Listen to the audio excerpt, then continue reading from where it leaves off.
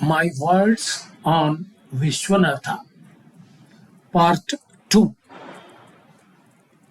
Rare are geniuses.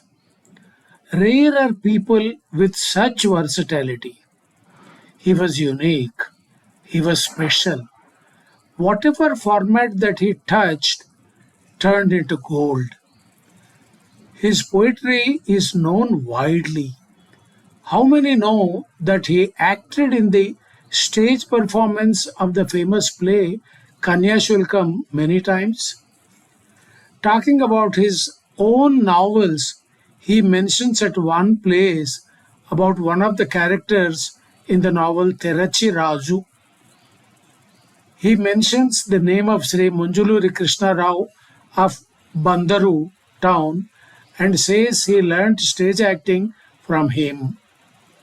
He reveals that the description of acting all over that novel is, after all, from this great actor who was his guru. Of the novel and the character, we could read his own words thanks to a source that translated him. He talks of the role Sarathi and the intensity the nature plays in the creation of an art. People of shallow intensity can only produce some commonplace creations, if they ever try to create at all. Their creations are only pleasing to the senses at the most.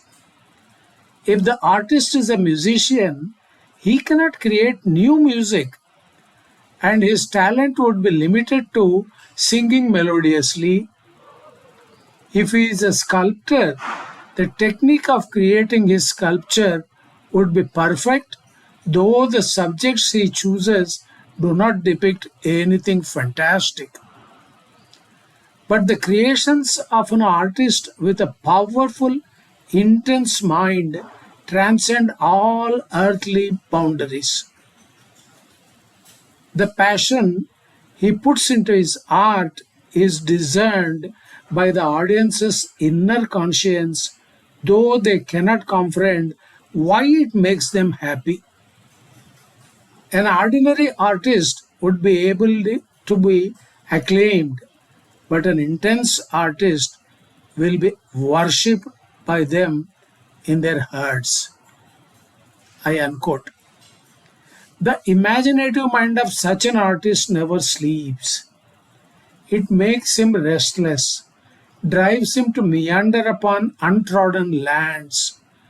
For his mind, the state closest to rest is languor, as it is incapable of true rest. Petty pastimes and physical strain help him tame the ever-surging waves of imagination. Sarathi goes on walks along the seashore and tends his garden when he is supposed to rest. He spends days, nights, and twilights on the shore, seeking repose in its monotony.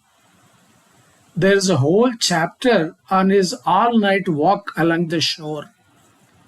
It should be read in an utterly calm room.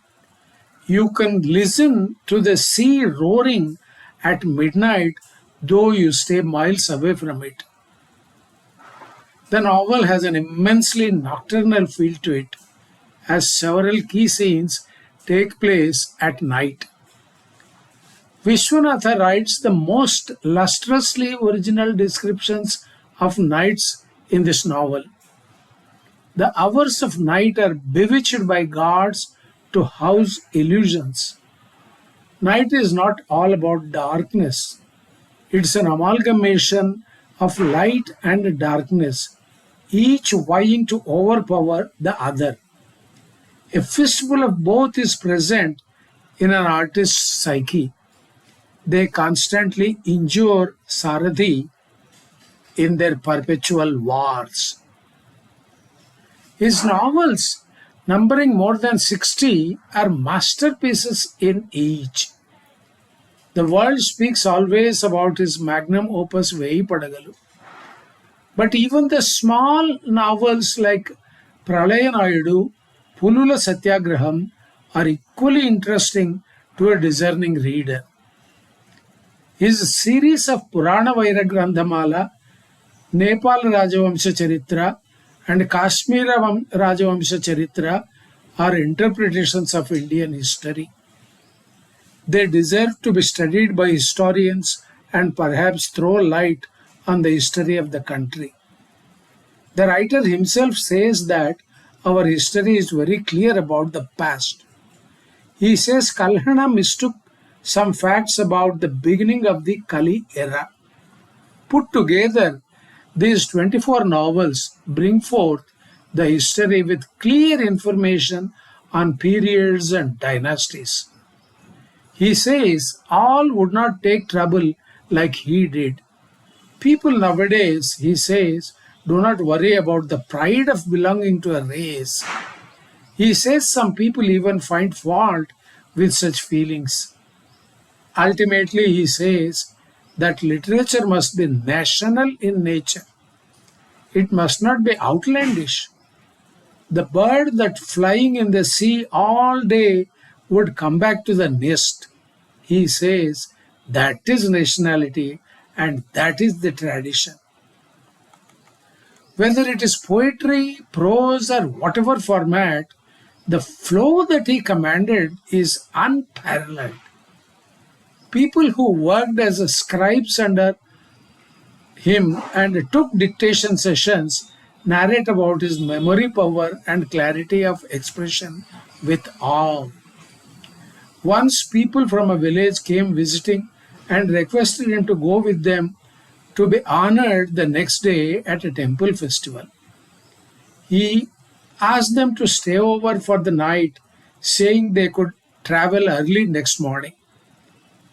Meanwhile, in the night, he composed a set of poems about that village and the god therein and said now he is ready to be honored there. The flow sometimes results in peculiar situations. He would digress from the main theme and perhaps describes making brinjal curry like it happens in Mohit Ummeda. He conceives telling something and says there is one thing here. Immediately he realizes that there are two things to be expounded and says one means two. He boldly accepts the digression and leads the reader back into the story. Only he could get away with such expressions. Nobody dared to question him.